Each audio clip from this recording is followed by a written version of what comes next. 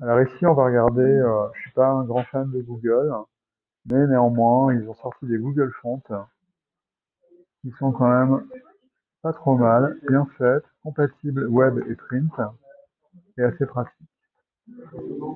Et juste, voilà, je vais montrer moi comment je fais pour sélectionner mes typos quand j'ai une mise en page à faire.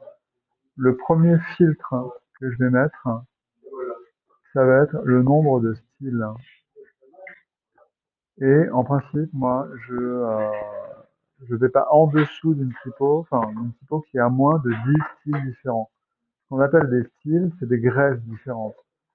Ça veut dire que là, par exemple, on a sélectionné la roboto, et je vais voir que du coup, dans la roboto, il y a du sim, il y a du light, il y a du light ital, il y a du regular, du medium, du bold, du black.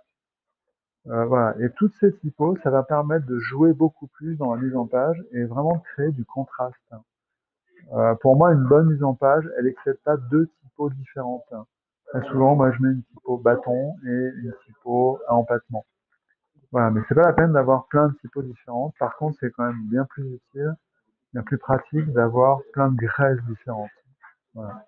Donc, qu'on soit sur Google Fonts ou ailleurs, hein, moi, mon premier filtre, hein, quand je cherche une typo, c'est d'abord le nombre de styles.